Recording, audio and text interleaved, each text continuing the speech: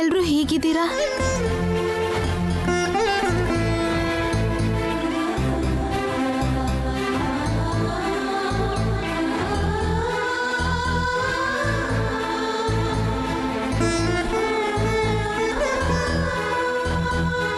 ನಾನ್ ಬಂದಿದ್ದಕ್ಕೆ ನೀವೆಲ್ರೂ ಸಂತೋಷ ಪಡ್ತೀರಾ ಅನ್ಕೊಂಡ್ರೆ ಹೀಗಿದ್ದೀರಲ್ಲಪ್ಪ. ನೀನು ಸಂತೋಷವಾಗಿದ್ರೆ ತಾನೇ ಅಮ್ಮ ನಾವು ಕೂಡ ಸಂತೋಷವಾಗಿರೋದು. ಈಗ ನಾನು ಸಂತೋಷವಾಗೇ ಇದ್ದೀನಲ್ಲಪ್ಪ. ಹೆಣ್ಣುಮಗಳು ಸಂತೋಷವಾಗಿರೋದು ಅಂದರೆ ತವರೂರಲ್ಲಿ ಸಂತೋಷವಾಗಿರೋದಲ್ಲಮ್ಮ, ಅತ್ತೆ ಮನೆಯಲ್ಲಿ ಕೂಡ ಸಂತೋಷವಾಗಿರೋದು. ಹೆಣ್ಣು ಮಕ್ಕಳಿಗೆ ನಿಜವಾದ ಮನೆ ಅತ್ತೆ ಮನೆಯೇ ಅಲ್ವೇನಮ್ಮ? ಜೀವನ ಪೂರ್ತಿ ಇರಬೇಕಾಗಿರೋದು ಅತ್ತೆ ಮನೇಲೇ ಅಲ್ವೇನಮ್ಮ? ಅತ್ತೆ ಮನೇಲಿ ಹೆಣ್ಣು ಮಕ್ಕಳು ಸಂತೋಷವಾಗಿದ್ದಾಗಲೇ ತವರು ಮನೆಯವರು ಕೂಡ ಸಂತೋಷವಾಗಿರ್ತಾರಮ್ಮ.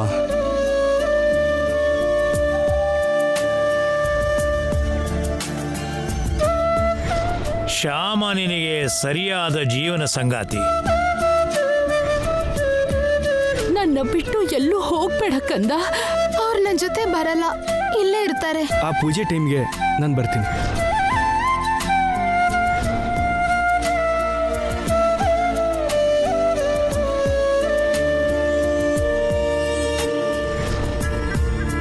ಅಲ್ಲಿ ನಾನು ಹೇಗಿರ್ತೀನೋ ಅಂತ ನೀವು ಭಯ ಪಡೋ ಅಗತ್ಯ ಇಲ್ಲ ಅಪ್ಪ.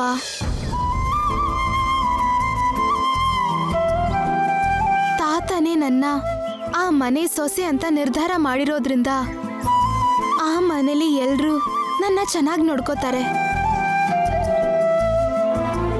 ನಾನು ಸಂತೋಷವಾಗಿರೋ ತರನೇ ನೋಡ್ಕೋತಾರೆ. ನಿನ್ ಮಾರ್ಗೀತಿ ಐಶ್ವರ್ಯ ಕೂಡ ನಿನ್ನ ಚೆನ್ನಾಗಿ ನೋಡ್ಕೋತಾ ಇದ್ದಾಳ? ನೋಡ್ಕೋತಾರೆ ಅದಕ್ಕೆ. ಈಗಲ್ದೇ ಇದ್ರು ಇನ್ ಮುಂದೆ ಖಂಡಿತ ನೋಡ್ಕೋತಾರೆ. ನಾನು ಸಂತೋಷವಾಗಿರೋ ಹಾಗೆ ಅವರು ಖಂಡಿತವಾಗ್ಲೂ ನೋಡ್ತಾರೆ.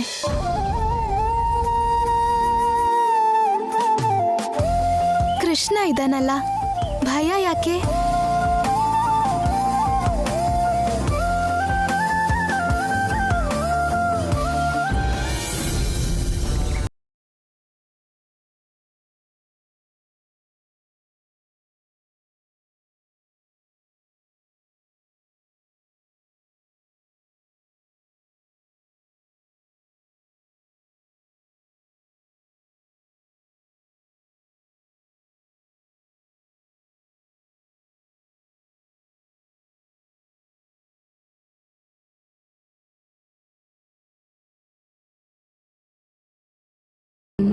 ಹೇಗಿದ್ದೀರಾ?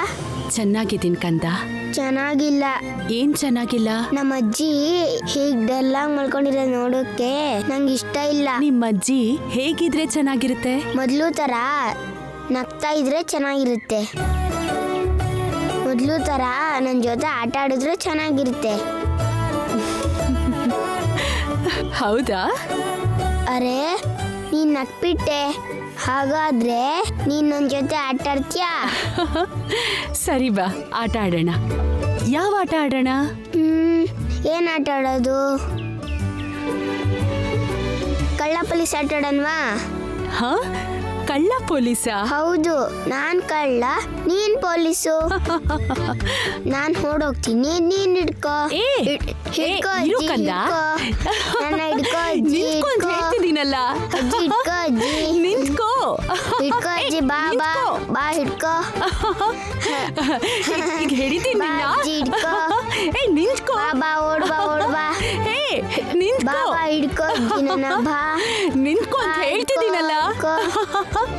ಬಾ ಹಿಡ್ಕೋ, ಇರುಪ್ಪ. ನನ್ನ ಹಿಡ್ಕೋ. ಕಂದ ಇರು. ಓಡ್ ಬಾ ಅಜ್ಜಿ, ನನ್ನ ಹಿಡ್ಕೋ. ಇರು ಕಂದ, ನಿಂತ್ಕೊ. ಏ ಓಡ್ ಬಾ ಅಜ್ಜಿ, ನನ್ನ ಹಿಡ್ಕೋ. ನಿಂತ್ಕೊ ಅಂತ ಹೇಳ್ತಾ ಇದ್ರು ಓಡ್ತಿದ್ಯಾ ನೋಡು. ಹಿಡ್ಕೋ. ಹಿಡ್ಕೋ ಅಜ್ಜಿ, ನನ್ನ ಹಿಡ್ಕೋ. ನಿಂತ್ಕೋ. ಹಿಡ್ಕೋ ಅಜ್ಜಿ, ಹಿಡ್ಕೋ. ಹಿಡ್ಕೋ ಅಜ್ಜಿ, ಹಿಡ್ಕೋ. ನೋಡೀಗ ಹಿಡಿದ್ಬಿಡ್ತೀನಿ. ನನ್ನ ಇರು. ಹಿಡ್ಕೋ ಅಜ್ಜಿ, ಹಿಡ್ಕೋ. ನೋಡು ಎಷ್ಟು ಬೇಗ ಬಾ ಓಡ್ತಿದ್ಯಾ. ಬಾ ಓಡ್ ಬಾ.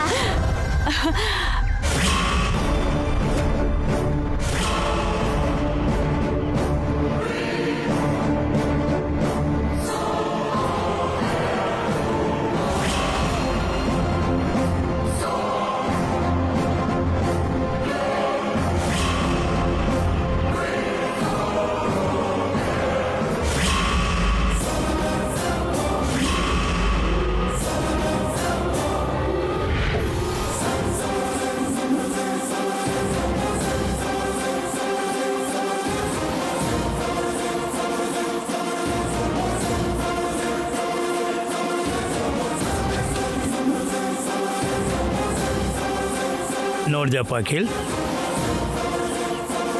ನಿಮ್ಮಮ್ಮ ಎಷ್ಟು ಚುರುಕಾಗಿ ಮೊಮ್ಮಗನ ಜೊತೆ ಆಟ ಆಡ್ತಾ ಇದ್ದಾಳೆ ಅಂತ.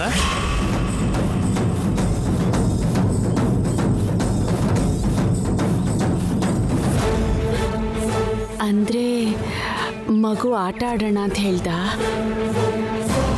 ಅವನ್ನ ಯಾಕೆ ಡಿಸಪಾಯಿಂಟ್ ಮಾಡಬೇಕು ಅಂತ. ನೀನು ಕೂಡ ಚಿಕ್ಕ ಮಗು ಆಗಿ ಅವನ ಜೊತೆ ಆಟ ಆಡ್ತಾ ಇದೀಯಾ ಅಂತ ಆಯ್ತು.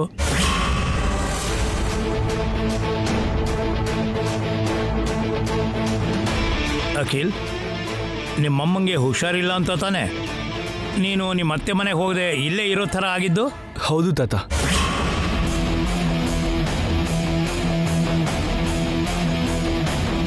ಈಗ ನಿಮ್ಮಮ್ಮ ಹುಷಾರಾಗಿದ್ದಾಳಲ್ಲ, ಆರಾಮಾಗಿ ಮೊಮ್ಮಗನ ಜೊತೆ ಆಟ ಆಡ್ತಾ ಇದ್ದಾಳೆ.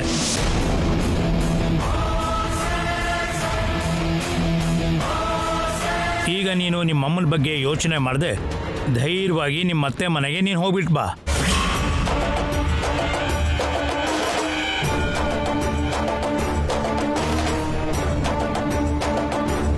ಮಮ್ಮಿ, ನಾನು ಹೋಗಿ ಬರಲಾ?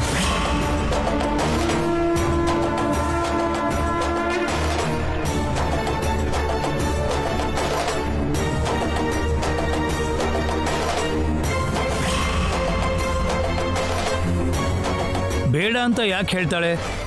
ಈಗ ಆರಾಮಾಗೇ ಇದ್ದಾಳಲ್ಲ.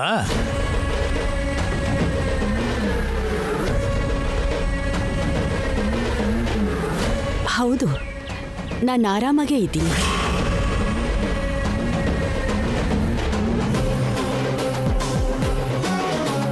ನಾನು ಆರಾಮಾಗೇ ಇದ್ದೀನಿ ಅಂತ ಹೇಳ್ತಾ ಇದ್ರೆ ಏನದ್ರ ಅರ್ಥ?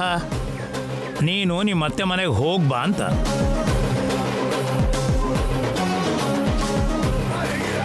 Thank you mummy, thank you so much.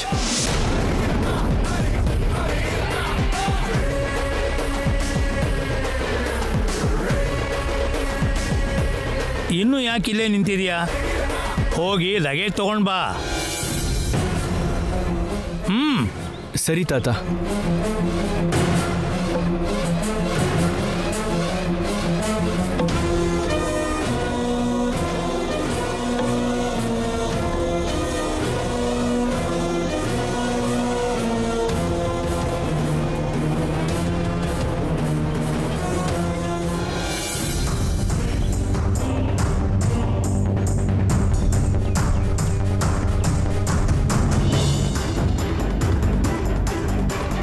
ಬರ್ತೀನಿ ಮಮ್ಮಿ. ಬೇಗ ಹೊರಡಪ್ಪ, ಮತ್ತೆ ರಾಹುಕಾಲ ಶುರುವಾಗುತ್ತೆ. ಈಗಲೇ ಹೊರಡು. ಸರಿ ತಾತ, ಬರ್ತೀನಿ ಮಮ್ಮಿ.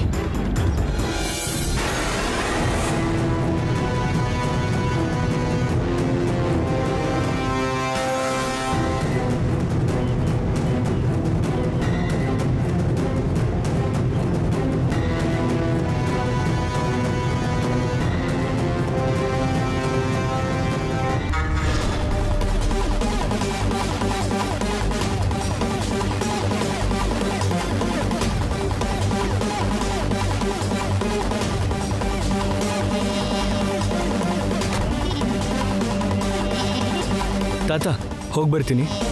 ಒಳ್ಳೇದಪ್ಪ. ಮಮ್ಮಿ, ಹೋಗಿ ಬರ್ತೀನಿ.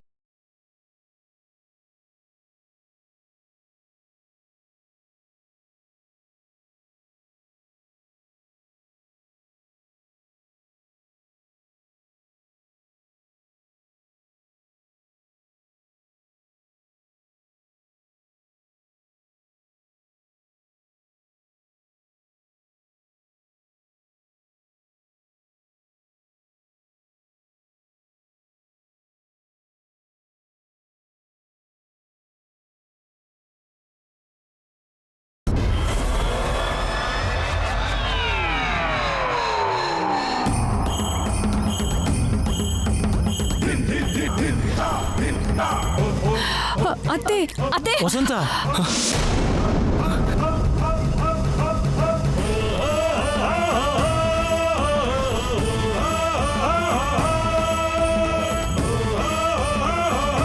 ಈಗ ನೀನು ನಿಮ್ಮಮ್ಮನ ಬಗ್ಗೆ ಯೋಚನೆ ಮಾಡದೆ ಧೈರ್ಯವಾಗಿ ನಿಮ್ಮ ಅತ್ತೆ ಮನೆಗೆ ನೀನು ಹೋಗ್ಬಿಟ್ಟು ಬಾ. ಎಲ್ಲ ನನ್ನ ಕರ್ಮ. ಅಷ್ಟು ನಾಟಕ ಮಾಡಿ ಅಖಿಲ್ನ ಶ್ಯಾಮ ಜೊತೆ ಹೋಗ್ದಿರೋ ಹಾಗೆ ಮಾಡಿದ್ದೆ. ಆದ್ರೆ ಈಗ ನಾನೇ ಅವನ್ನ ಹೋಗೋ ಹಾಗೆ ಮಾಡ್ದೆ. ಛೇ, ತಪ್ಪಲ್ಲ. ಇನ್ನು ಜೀವನ ಪೂರ್ತಿ ಆ ರಾಕ್ಷಸಿನ ನನ್ನ ಸೊಸೆಯಾಗಿ ನೋಡೋದು ತಪ್ಪಲ್ಲ. ಆ ದೇವ್ರು ನನ್ನ ಹಣೆನಲ್ಲಿ ಅದನ್ನೇ ಬರೆದಿದ್ದಾನೆ. ಏನ್ ಮಾಡೋದು? ಹಣೆ ಬರ ಅನುಭವಿಸ್ತೀನಿ.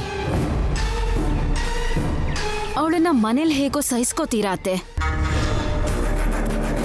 ಆದ್ರೆ ಹೊರಗಡೆ ಅವಳನ್ನ ಹೇಗ್ ಸಹಿಸ್ಕೋತೀರಾ? ಅದೇ ಅತ್ತೆ, ಹೊರಗಿನ ಜನರು ಏನ್ ಇಂಥ ಸೊಸೆನ್ ತಂದಿದ್ದೀರಲ್ಲ ಅಂತ ಪ್ರಶ್ನೆ ಕೇಳ್ತಿದಾರಲ್ಲ, ಆಗ ನಿಮ್ ಮನ್ಸಿಗಾಗೋ ನೋವನ್ನ ಹೇಗ್ ತಡ್ಕೋತೀರಾ ಅಂತ ಕೇಳ್ತಾ ಇದ್ದೀನಿ. ಆ ನೋವಿನ ಬಗ್ಗೆ ಮನೆಯವ್ರಿಗೆ ಚಿಂತೆನೇ ಇಲ್ವಲ್ಲ. ನಿಮ್ ನೋವಿಗೆ ಮನೆಯವ್ರು ಯಾರು ಬೆಲೆನೂ ಕೊಡ್ತಾನೂ ಇಲ್ವಲ್ಲ. ಹೀಗೆ ಮನೆಯವರು ನಿಮ್ ನೋವನ್ನ ತಿಳ್ಕೊಳ್ದೆ ಇರೋದ್ರಿಂದ, ನಿಮ್ ಸಂಕಟಕ್ಕೆ ಬೆಲೆನೂ ಕೊಡದೇ ಇರೋದ್ರಿಂದ ನಿಮ್ ನೋವು ಇನ್ನೂ ಹೆಚ್ಚಾಗ್ತಿದೆ. ಆ ನೋವನ್ನ ಹೇಗ್ ತಡ್ಕೋತೀರಾ ನೀವು ಅಂತ ನಾನು ಯೋಚಿಸ್ತಾ ಇದ್ದೀನಿ. ಆ ನೋವು ನಿಮಗಾಗಬಾರ್ದು ಅಂತಂದ್ರೆ ಇರೋದು ಒಂದೇ ದಾರಿ. ಏನು? 16 ದಿನದ ಹಬ್ಬಕ್ಕೆ ಮನೆಗೆ ಹೋಗಿರೋ ಶ್ಯಾಮ ಶಾಶ್ವತವಾಗಿ ತವ್ರ ಮನೇಲೇ ಇರಬೇಕು. ಅಖಿಲ್ ಮಾತ್ರ ಆ ಕಡೆಯಿಂದ ಈ ಮನೆಗೆ ವಾಪಸ್ ಬರಬೇಕು. ಅದು ಹೇಗೆ ಸಾಧ್ಯ? ಮನಸ್ಸಿದ್ರೆ ಮಾರ್ಗನೂ ಇರುತ್ತೆ ಅತ್ತೆ. ಹೇಗಾದ್ರೂ ನಿಮ್ ಕಷ್ಟನ ಕಡಿಮೆ ಮಾಡಬೇಕು ಅಂತ ನಾನು ಮನಸ್ಸಿಂದ ಆಸೆ ಪಡ್ತಿರೋದ್ರಿಂದ ಖಂಡಿತವಾಗ್ಲೂ ಯಾವುದಾದ್ರೂ ಒಂದು ಮಾಸ್ಟರ್ ಪ್ಲಾನ್ ಮಾಡ್ತೀನಿ. ನಿಮ್ ನೋವನ್ನ ದೂರ ಮಾಡ್ತೀನಿ. ನಿಮ್ ಸೊಸೆಯಾಗಿ ಅದು ನನ್ನ ಕರ್ತವ್ಯ. ಅತ್ತೆ, ಶ್ಯಾಮ ಹೇಗೋ ಹಳ್ಳಿ ಹುಡುಗಿ ಅಲ್ವಾ, ಅಲ್ಲಿ ಪವರ್ ಕಟ್ ಆಗೇ ಆಗುತ್ತೆ. ರಾತ್ರಿ ಏನಾದ್ರೂ ಅಲ್ಲಿ ಪವರ್ ಕಟ್ ಆದ್ರೆ ಕತ್ಲಲ್ಲಿ ಪಾಪ ಅಖಿಲ್ಗೆ ತುಂಬಾ ಪ್ರಾಬ್ಲಮ್.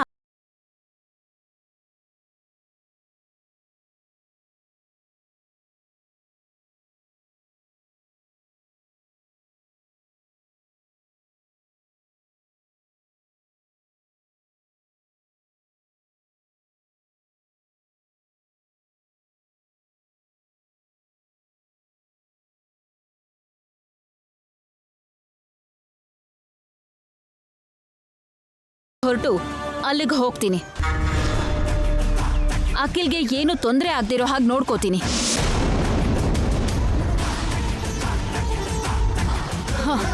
ಸರಿನೇ, ನೀನಲ್ಲಿಗೆ ಹೋಗೋದೇ ಒಳ್ಳೇದು.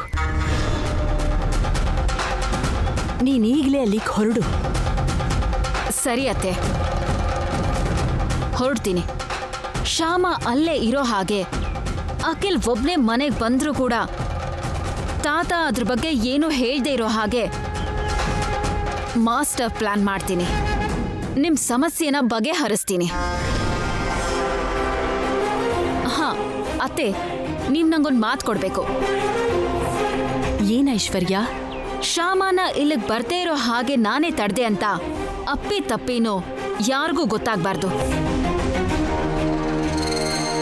ಗೊತ್ತಾದ್ರೆ ನನಗೇನೋ ಅಂತಾರೆ ಅಂತಲ್ಲ, ನನ್ ಜೊತೆ ನೀವು ಆ ಮಾತುಗಳನ್ನ ಕೇಳಬೇಕಾಗತ್ತೆ. ವಿಷಯ ಹೊರಗೆ ಬಂದ್ರೆ ನಿಮ್ ಕಷ್ಟನ ಕಡಿಮೆ ಮಾಡೋದಕ್ಕೆ ನಾನೇ ಶ್ಯಾಮನ ಇಲ್ಲಿಗೆ ಬರ್ತಿರೋ ಹಾಗೆ ಮಾಡ್ದೆ ಅನ್ನೋ ವಿಷಯ ಎಲ್ಲರಿಗೂ ಗೊತ್ತಾಗತ್ತೆ. ನಾವಿಬ್ರು ಸೇರಿ ಪ್ಲಾನ್ ಮಾಡಿದೀವಿ ಅನ್ಕೋತಾರೆ. ನಿಜವಾಗ್ಲೂ ಈ ಪ್ಲಾನ್ ಅಲ್ಲಿ ನಿಮ್ ಪಾಲ್ ಇಲ್ದಿದ್ರು ಕೂಡ ನಮ್ಮಿಬ್ರನ್ನು ಅಪರಾಧಿ ಅಂತ ಈ ಮನೆಯವರು ಕರೀತಾರೆ. ಎಲ್ಲರ ಮುಂದೆ ನೀವು ತಲೆ ತಗ್ಸೋ ಪರಿಸ್ಥಿತಿನೂ ಬರುತ್ತೆ. ಮುಖ್ಯವಾಗಿ ಅಖಿಲ್ ಮುಂದೆನೂ ನೀವು ತಲೆ ತಗ್ಸೋ ಹಾಗಾಗತ್ತೆ. ನೀವ್ ಹಾಗೆ ತಲೆ ತಗ್ಸೋದು ನನಗಿಷ್ಟ ಇಲ್ಲ ಅತ್ತೆ. ಅದಕ್ಕೆ ಈ ವಿಷಯನ ಬಾಯ್ ತಪ್ಪಿ ಕೂಡ ಯಾರಿಗೂ ಹೇಳ್ಬಾರ್ದು. ಸರಿ ಐಶ್ವರ್ಯ, ಈ ವಿಷಯನ ನಾನು ಯಾರಿಗೂ ಹೇಳಲ್ಲ. ನಮ್ಮಿಬ್ರ ಮಧ್ಯೆನೇ ಇರುತ್ತೆ, ಸರಿನಾ? ಥ್ಯಾಂಕ್ ಯು ಅತ್ತೆ, ಥ್ಯಾಂಕ್ ಯು ವೆರಿ ಮಚ್. ಇನ್ನು ನಾನು ರೆಡಿ ಆಗ್ತೀನಿ. ಸರಿ.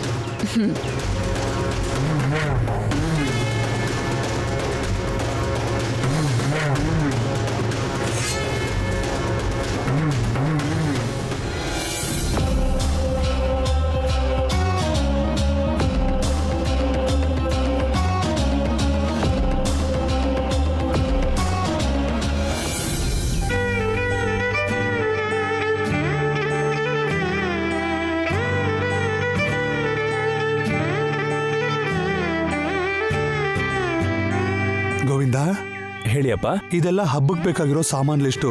ಹೋಗಿ ತಗೊಂಡ್ ಬಾ. ಹೋಗಿ ತರ್ತೀನಪ್ಪ. ಏನ್ರಿ ಹಾಂ. ಮಾವ, ಅದು ನನ್ನೊಂದು ಚಿಕ್ಕ ಸಂದೇಹ ಇದೆ. ಏನಮ್ಮ? ತವ್ರ ಮನೇಲಿ ಮಾಡೋ ಹಬ್ಬಕ್ಕೆ ಮಂಗಳಸೂತ್ರನ ತೆಗೆದು ಗಟ್ಟಿ ತಾಳಿ ತಾನೇ ಕಟ್ಕೋತಾರೆ. ಹೌದಮ್ಮ. ಮತ್ತೆ ಆ ತಾಳಿನ ಶಾಸ್ತ್ರದ ಪ್ರಕಾರ ಗಂಡಿನ ಮನೆಯವರೇ ತಂದ್ಕೊಡ್ಬೇಕಲ್ವಾ ಮಾವ? ಹೌದಮ್ಮ, ಅವರೇ ತಗೊಂಡು ಬರಬೇಕು. ಹಾಗಾದರೆ ಭಾವನಿಗೆ ಫೋನ್ ಮಾಡಿ ತಾಳಿ ಸರ ತರೋದಕ್ಕೆ ಹೇಳು ಅಂತೀರಾ? ಬೇಡ ಗೋವಿಂದ, ಹಾಗೆ ಹೇಳಿದ್ರೆ ಚೆನ್ನಾಗಿರಲ್ಲ. ಮತ್ತೇನ್ ಮಾಡೋದು ಮಾವ? ಒಂದು ಕೆಲಸ ಮಾಡೋಣಮ್ಮ. ಬಂಗಾರದ ಅಂಗಡಿಗೆ ಹೋಗಿ ವಿಷಯ ಎಲ್ಲ ತಿಳಿಸಿ ದುಡ್ಡು ಆಮೇಲೆ ಕೊಡ್ತೀವಿ ಅಂತ ಹೇಳಿ ತಾಳಿ ಸರ ತಗೊಂಡು ಬರ್ತೀನಿ. ಬೇಡ ಅಪ್ಪ, ಅದಕ್ಕೋಸ್ಕರ ನೀವು ಸಾಲ ಮಾಡಬೇಡಿ.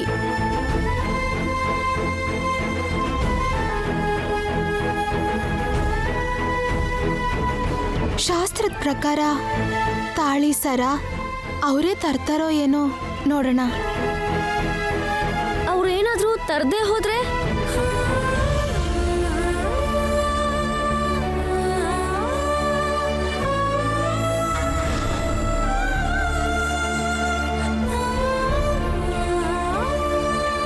ಈ ಅರ್ಶನದ ದಾರಾನೇ ತಾಳಿ ಸರ ಅನ್ಕೋತೀನಿ.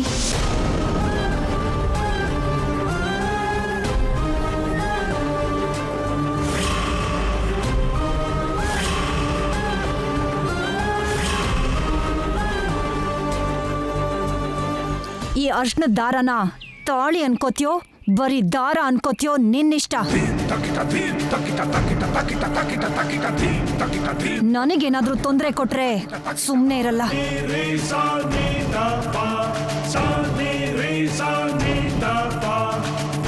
ಹೋಗೋಣ ಬಾ.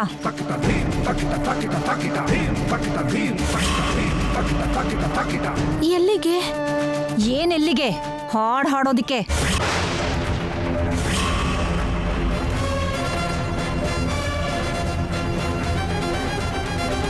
ಹಾಡ?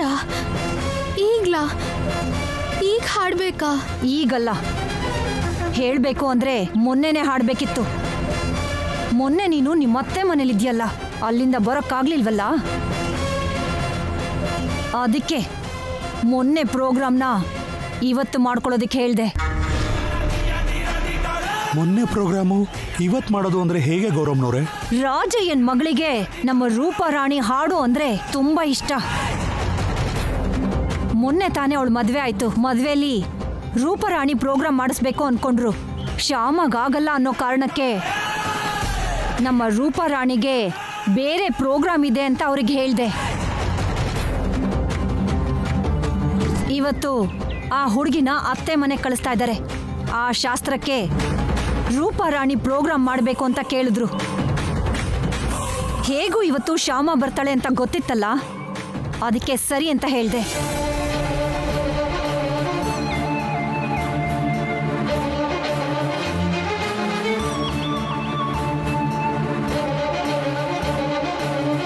ಏನ್ ಯೋಚನೆ ಮಾಡ್ತಾ ಇದ್ಯಾ?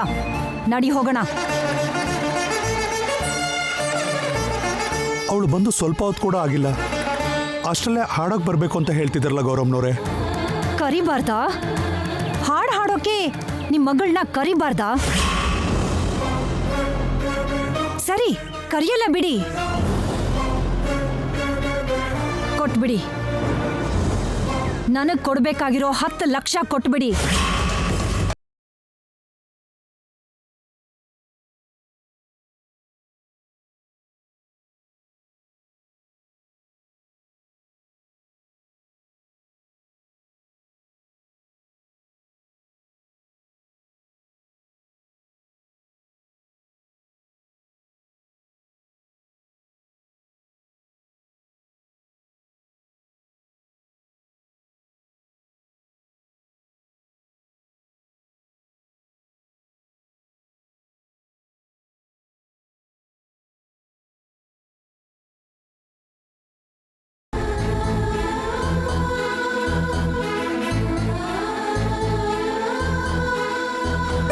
ಬಾ.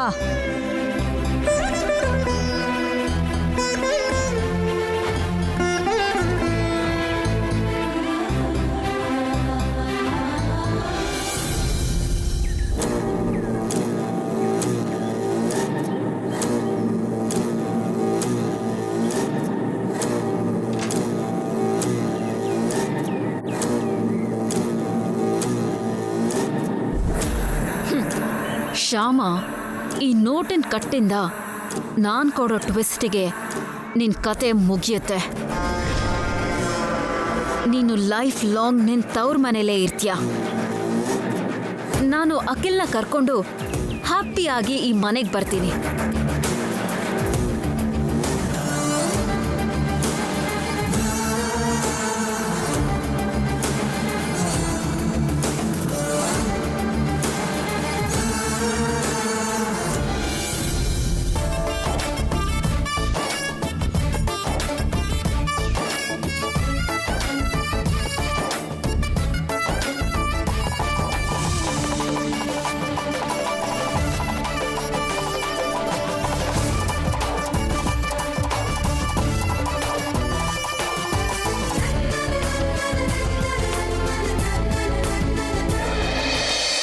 ನಿಂತ್ಕೊಳ್ಳಿ ಬಾವಾ. ಕಿಟ್ಟು.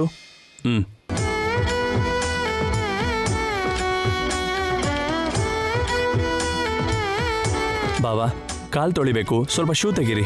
ಓಕೆ.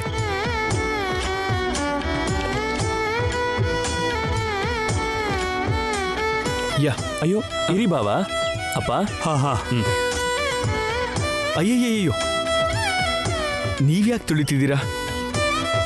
ಇದು ನಮ್ಮ ಪದ್ಧತಿನಪ್ಪ, ದಯವಿಟ್ಟು ಬೇಡ ಅನ್ಬೇಡ.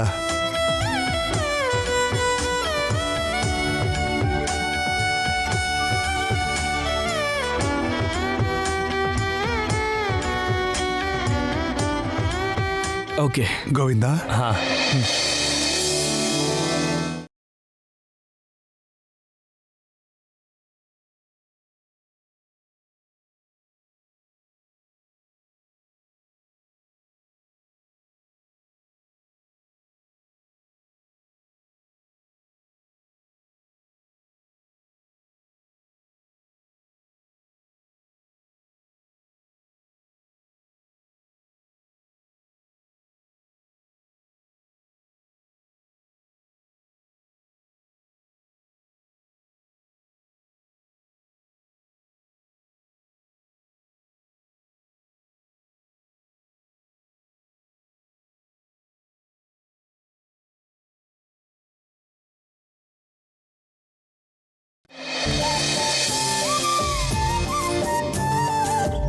ಕೂತ್ಕೊಳಪ್ಪ. ಕುತ್ಕೊಳ್ಳಿ ಬಾವಾ. ತಗೊಳ್ಳಿ ಭಾವ. Thank you. ನಿಮ್ಮ ತಾಯಿಯವ್ರು ಹೇಗಿದ್ದಾರಪ್ಪ? ಈಗ ಚೆನ್ನಾಗಿದ್ದಾರೆ. ಫೈನ್. ತುಂಬಾ ಸಂತೋಷನಪ್ಪ.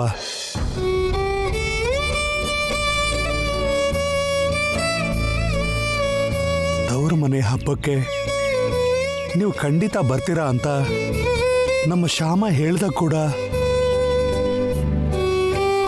ನಿಮ್ಗಾಗುತ್ತೋ ಇಲ್ವೋ, ನೀವು ಬರ್ತಿರೋ ಇಲ್ವೋ ಅಂತ ತುಂಬಾ ಭಯ ಆಗಿತ್ತು. ಅದೇನ್ ಮಾವ ಹಾಗಂತೀರಿ? ಆಗದೆ ಇದ್ರೂ ಇಂಥ ಶಾಸ್ತ್ರಕ್ಕೆ ಟೈಮ್ ಮಾಡ್ಕೊಂಡು ಬರ್ಬೇಕಲ್ವಾ? ಅದು ನಿಮ್ಮ ತಾಯಿ ಆರೋಗ್ಯ ಚೆನ್ನಾಗಿಲ್ಲ ಅಂತ ಶ್ಯಾಮ ಹೇಳಿದ್ಲು. ಅದಕ್ಕೆ ಈಗ ಮಮ್ಮಿ ಆರೋಗ್ಯ ಚೆನ್ನಾಗಿದೆ. ಅದಕ್ಕೆ ಮಮ್ಮಿನ ಬಿಟ್ಟು ಧೈರ್ಯವಾಗಿ ಬರಕ್ಕಾಗಿತ್ತು.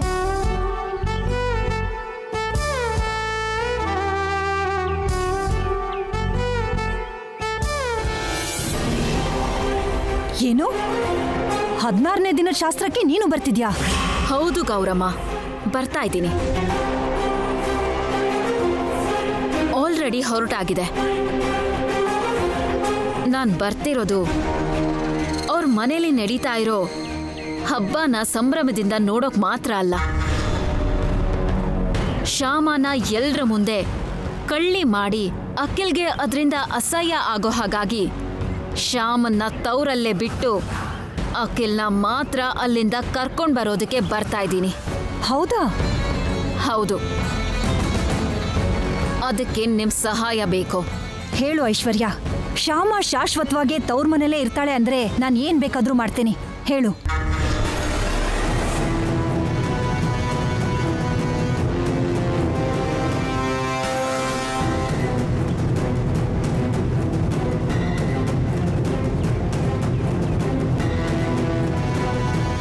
ಸರಿ ಐಶ್ವರ್ಯ, ನೀನ್ ಹೇಳ್ದಾಗೆ ಮಾಡ್ತೀನಿ. ಥ್ಯಾಂಕ್ಸ್ ಗೌರಮ್ಮ. ನಾನು ಕರೆಕ್ಟಾಗಿ ರಾತ್ರಿ ಊಟದ ಟೈಮ್ಗೆ ಆ ಮನೆಗೆ ಎಂಟ್ರಿ ಕೊಡ್ತಿದ್ದೀನಿ. ಅದಾದ್ಮೇಲೆ ನೀವ್ ಎಂಟ್ರಿ ಕೊಡಿ. ಇನ್ಯಾವತ್ತು ಶ್ಯಾಮಂಗೆ ನಮ್ ಮನೆಗೆ ಎಂಟ್ರಿ ಇಲ್ದೇ ಇರೋ ಹಾಗೆ ಮಾಡೋಣ. ಓಕೆ.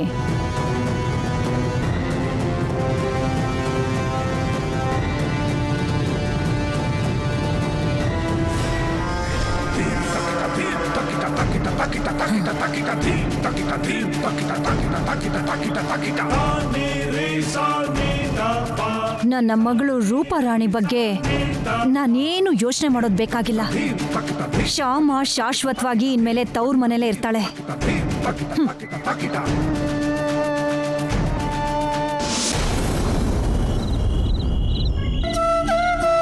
ಅಖಿಲ್, ನಿಜವಾಗ್ಲೂ ನಿಮ್ಮ ತಾತ ನಮ್ಮ ಶ್ಯಾಮ ಪಾಲಿಗೆ ದೇವರಪ್ಪ.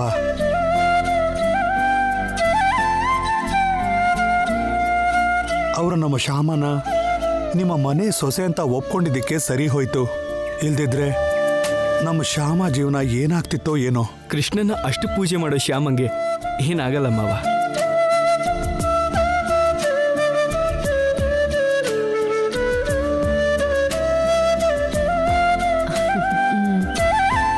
ನೀವೇನು ಟೆನ್ಷನ್ ಮಾಡ್ಕೋಬೇಡಿ. ಅಳಿಯಂದ್ರೆ ಊಟಕ್ಕೆ ಬಡಿಸ್ಲಾ? ಸರಿ ಅತ್ತೆ. ಏನ್ರಿ, ಒಂದ್ ನಿಮಿಷ ಈ ಕಡೆ ಬನ್ನಿ. ಮೊದಲು ಬಡ್ಸು, ಆಮೇಲೆ ಬರ್ತೀವಿ. ಒಂದ್ ನಿಮಿಷ ಬನ್ರಿ. ಅತ್ತೆಗೆ ನಿಮ್ಮ ಹತ್ರ ಏನೋ ಮಾತಾಡಬೇಕು ಅನ್ಸುತ್ತೆ, ಹೋಗಿ ಬನ್ನಿ. ಸರಿನಪ್ಪ, ಬನ್ರಿ. ಹಾ, ಇನ್ನೇನು? ಏನಾಯ್ತೆ? ಅದಲ್ಲ ರೀ, ಏನು? ಅಳಿಯಂದ್ರಿಗೆ ಡೈನಿಂಗ್ ಟೇಬಲಲ್ಲಿ ಊಟ ಮಾಡಿ ಅಭ್ಯಾಸ ಅಲ್ವಾ? ನಮ್ಮ ಮನೇಲಿ ಆ ಸೌಕರ್ಯ ಇಲ್ವಲ್ರಿ?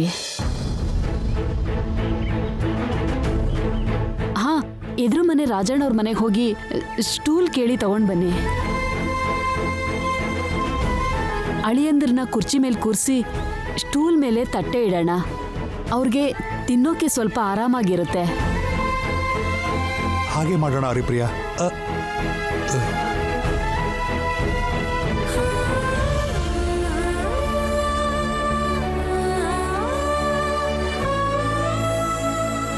ಎಲ್ಲಿಗೂ ಹೊರಟಂಗಿದೆ ಮಾವ? ಅದು ನೀವೆಲ್ಲಿಗೂ ಹೋಗೋದು ಬೇಡ, ಏನೂ ತರೋದು ಬೇಡ. ನಾನು ನಿಮ್ಗಳ ಜೊತೆಗೆ ಕೆಳಗಡೆ ಕೂತ್ ತಿಂತೀನಿ. ನೀವು ಕೆಳಗೆ ಕೂತ್ಕೊಳ್ಳೋದು ಯಾಕೆ? ಕೂತ್ಕೋಬಾರ್ದಾ? ಅಂದ್ರೆ ನಿಮ್ಗೆ ಅಭ್ಯಾಸ ಇಲ್ವಲ್ಲ? ಈಗ ಅಭ್ಯಾಸ ಮಾಡ್ಕೋತೀನಿ.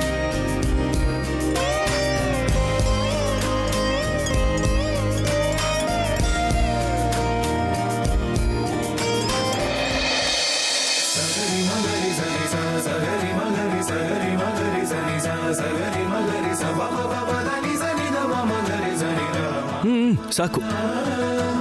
ಅಳಿಯಂದ್ರೆ ಊಟ ಮಾಡಿ, ನಾಚಿಕೆ ಪಟ್ಕೋಬೇಡಿ, ಊಟ ಮಾಡಿ. ಹಾಕಿಸ್ಕೊಳ್ಳಿ ಬಾವ, ಬೇಡ ಅಂತಿರಲ್ಲ. ಶ್ಯಾಮ, ನೀನ್ ಬಡಿಸು.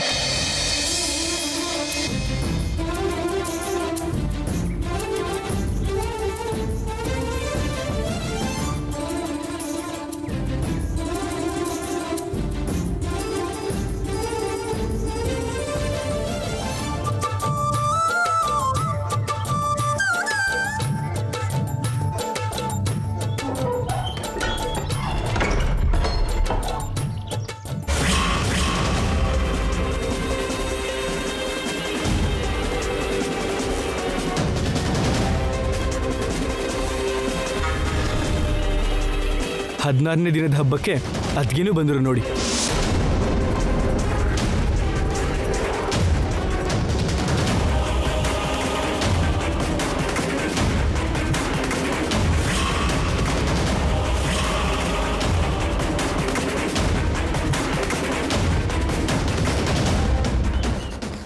ಇದು?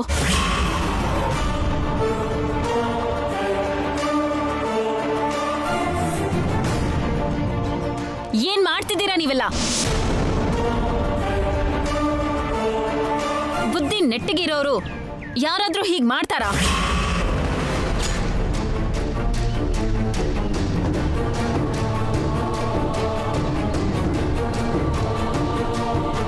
ಏನ್ ಮಾಡಿದ್ವಮ್ಮ? ಏನ್ ಮಾಡಿದ್ರ? ಅವಮಾನ ಮಾಡಿದೀರಾ.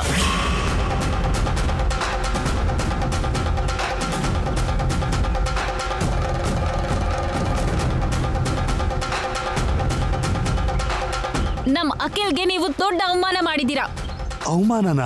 ಹೌದು, ಅವಮಾನನೇ.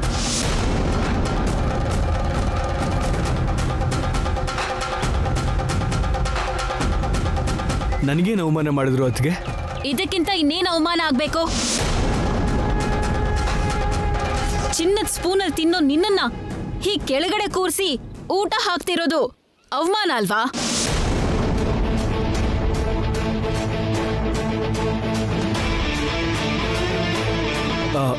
ಅಂದ್ರೆ ಇವ್ರ ಹತ್ರ ಡೈನಿಂಗ್ ಟೇಬಲ್ ಇಲ್ಲ. ಇವ್ರ ಹತ್ರ ಡೈನಿಂಗ್ ಟೇಬಲ್ ಇಲ್ಲ.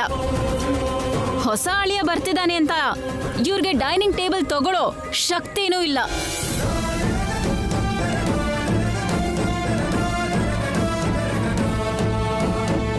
ಓಕೆ, ಲೋ ಕ್ಲಾಸ್ ಪೀಪಲ್, ಅದೆಲ್ಲ ಹೋಗ್ಲಿ ಬಿಡು.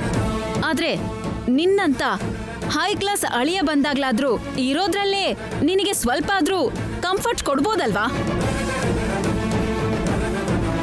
ಕನಿಷ್ಠ ಕುರ್ಚಿ ಸ್ಟೂಲ್ ಹಾಕಾದ್ರೂ ನಿನಗೆ ಊಟ ಬಡಿಸ್ಬೋದಲ್ವಾ? ಇಂಥದ್ದೆಲ್ಲ ಏನೂ ಇಲ್ದೆ ಅವ್ರ ಲೆವೆಲ್ಗೆ ನಿನ್ನೂ ಇಳಿಸಿ ಕೆಳಗ್ ಕೂರ್ಸಿದ್ದಾರೆ. ಅಂದ್ರೆ ಅರ್ಥ ಏನು? ಅವ್ರ ಮಗಳ ಕುತ್ತಿಗೆಗೆ ತಾಳಿ ಕಟ್ಟಿದ ಮಾತ್ರಕ್ಕೆ ನಿನ್ನ ಎಲ್ ಕೂರ್ಸಿದ್ರು, ಏನ್ ಬಡ್ಸಿದ್ರು ಮಾತಾಡದೆ ಸುಮ್ನಿರ್ತೀಯ ಅಂತಾನಾ? ಅದ್ಗೆ ನಡೆದಿರೋದನ್ನ ತಿಳ್ಕೊಳ್ದೆ ಇವ್ರ ಬಗ್ಗೆ ತಪ್ಪಾಗಿ ಮಾತಾಡ್ಬೇಡಿ. ನೀವು ಹೇಳ್ತಿರೋ ಹಾಗೆ ಅವರು ಕುರ್ಚಿ ಸ್ಟೂಲ್ ಹಾಕಿ ಕೊಡ್ತೀವಿ ಅಂದ್ರು, ನಾನೇ ಬೇಡ ಅಂದೆ. ಅವ್ರಗಳ ಜೊತೆಗೆ ಕೆಳಗಡೆ ಕೂತ್ಕೊಂಡು ತಿಂತೀನಿ ಅಂತ ನಾನೇ ಹೇಳಿದ್ದು.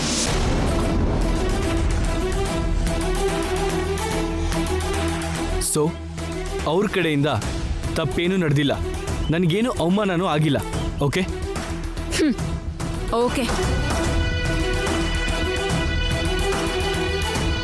ಕೈಕಾಲು ತೊಳ್ಕೊಂಡು ಬನ್ನಿ ಅಮ್ಮ, ನಿಮಗೂ ಊಟಕ್ಕೆ ಬಡಿಸ್ತೀನಿ.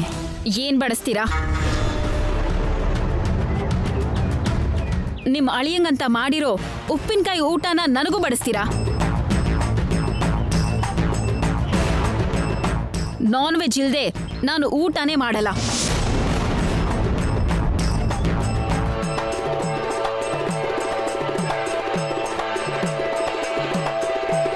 ನನಗ್ ಬೇಕಾಗಿರೋ ಫುಡ್ನ ಗೌರಮ್ಮಂಗೆ ತರಕ್ ಹೇಳಿದ್ದೀನಿ, ಅವರೇ ತರ್ತಿದ್ದಾರೆ.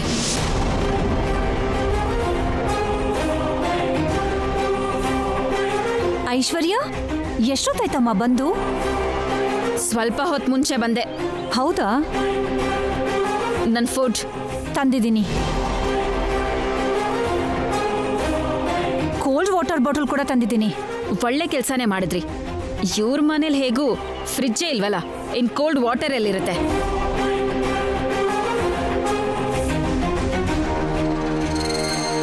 ಅಲ್ಲೇ ಕೂತ್ಕೊಂಡು ಊಟ ಮಾಡಿ ಅಮ್ಮ. ಇಲ್ಲ, ಫ್ಯಾನೇ ಇಲ್ಲ, ಉಸಿರು ಕಟ್ದಾಗತ್ತೆ. ಇಲ್ಲಿಗಿಂತ ಹೊರಗಡೆ ಕಟ್ಟೆ ಮೇಲೆ ಕುತ್ಕೊಂಡೆ ತಿನ್ನೋದೇ ಬೆಟರ್. ಹಾಯಾಗಿ ಗಾಳಿ ಆದ್ರೂ ಬೀಸುತ್ತೆ.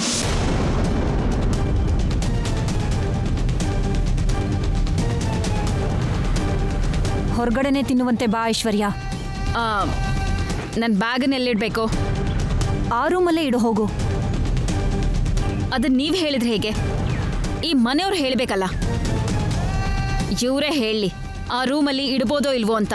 ಅಯ್ಯೋ, ಇಡ್ಬೋದು, ಆ ರೂಮಲ್ಲಿ ಇಡ್ಬೋದಮ್ಮ, ನಾನು ತಗೊಂಡೋಗಿಡ್ತೀನಿ.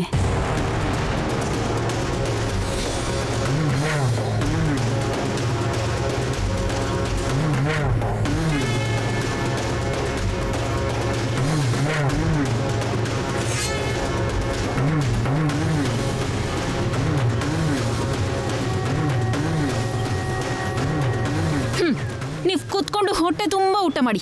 ನಾನು ಹೊರಗೆ ಹೋಗಿ ತಿಂತೀನಿ.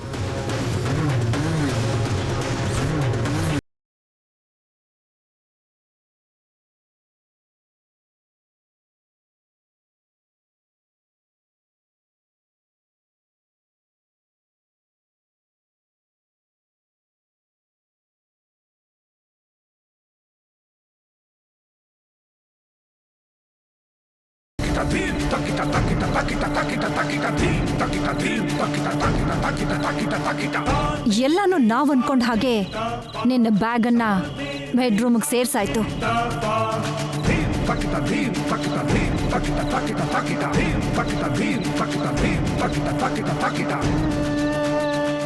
ನಮ್ ನೆಕ್ಸ್ಟ್ ಸ್ಟೆಪ್ ಏನಂದ್ರೆ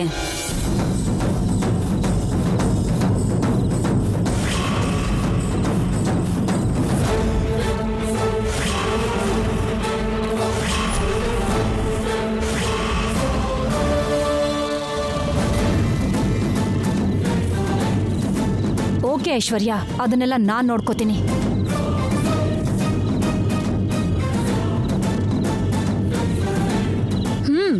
ಮುಗಿತಾ ನಿಮ್ ಎಲ್ರ ಊಟ?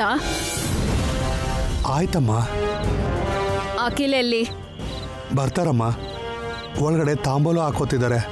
ಓಹೋ, ಹೊಸ ಅಳಿಯಂದ್ರಿಗೆ ತಾಂಬೂಲನ್ ಕೂಡ ಪ್ರೊವೈಡ್ ಮಾಡ್ತೀರಾ ಅಂತ ಆಯ್ತು.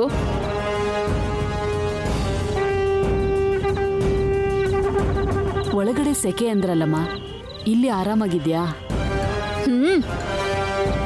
ಪರವಾಗಿಲ್ಲ. ಹಾಗಾದ್ರೆ ನಿಮ್ ನಿದ್ರೆಗೆ ಇಲ್ಲೇ ಏರ್ಪಾಡು ಮಾಡು ಅಂತೀರಾ? ಇಲ್ಲ, ಹೊರಗಡೆನಾ? ಬೀಗ್ರ ಮನೆಯವ್ರನ್ನ ಹೀಗೆ ಹೊರಗಡೆ ಮಲ್ಗೋದಕ್ಕೆ ಹೇಳಿ ಅವಮಾನ ಮಾಡ್ಬೇಕು ಅನ್ಕೊಂಡಿದ್ದೀರಾ?